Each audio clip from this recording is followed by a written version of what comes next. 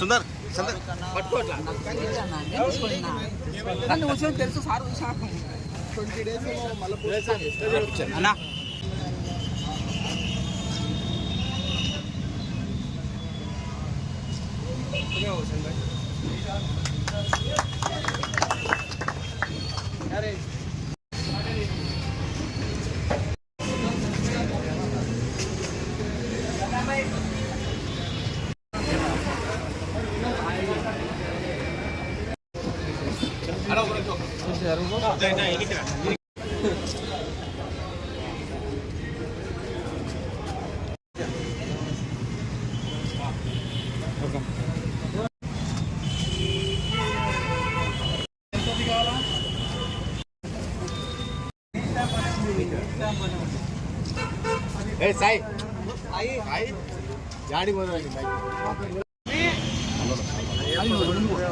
ఈరోజు మా favourite star Pawan Kalyan గారి బర్త్డే అడ్వాన్స్లోనే జరుపుకుంటున్నారు మన సుందర్ ఇంకా వాళ్ళ తమ్ముడు చందు.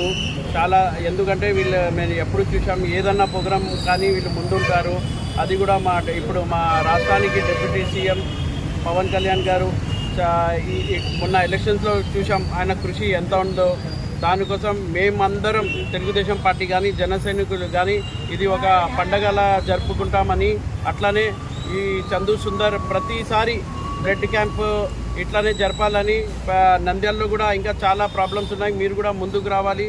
ఏదన్నా చిన్న చిన్న కష్టాలు ఉంటే కూడా మీరు ముందుకు వచ్చి చెప్పండి. అందరు కలిసికట్టుగా మన పార్టీని మన నాయకులని అందరినీ కలిసిగా ఒక స్ట్రాంగ్ మన పార్టీ వెళ్ళి ముందుకు ఇంకా ఫ్యూచర్లో మనమంతా ఇట్లానే కలిసికట్టుగా ముందుకు వెళ్దామని కోరుకుంటున్నాం. జై హింద్, జై జనసేన, జై తెలుగుదేశం.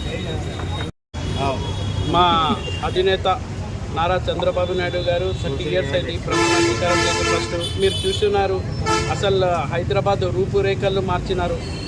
ఎవరు చేయని పని ఇండియాలో నంబర్ 1 ఎవరన్నా తీసుకొచ్చినారంటే అప్పుడు అదే సమైక్యాంధ్రాన్ని తీసుకొచ్చిన ఎవరన్నా ఘనత అది పోతుందంటే అది చంద్రబాబు నాయుడుకే. ఈరోజు కూడా ప్రపంచంలో ఎవరన్నా హైదరాబాద్ని సైబరాబాద్ని గుర్తిస్తున్నారంటే అది ఒక చంద్రబాబు నాయుడు వల్లనే. మీరు చూస్తున్నారు ఇప్పుడు దాదాపు ఎన్నో లక్షల మంది ఉద్యోగాలు చేస్తున్నారంటే దాని ఘనత పోయి ఒక చంద్రబాబు నాయుడు. అట్లానే ఇప్పుడు కూడా మన రాష్ట్రానికి ఎందుకంటే మీరు చూస్తున్నారు 5 సంవత్సరాలు రాష్ట్రాన్ని ఎట్లా వెనకాల పడిన రాష్ట్రం అయిపోయింది. మన బీహార్ జార్ఖండ్ కన్నా వెనకాల పడే రాష్ట్రం అయింది. అట్లాంటి రాష్ట్రాన్ని మళ్ళీ పుంజుకుంటూ ముందుకు తీసుకెళ్తున్నారు. దానికోసం మనం చంద్రబాబు నాయుడు గారిని మళ్ళీ ధన్యవాదాలు తెలియజేసుకుంటున్నాను. జై హింద్, జై చంద్రబాబు నాయుడు.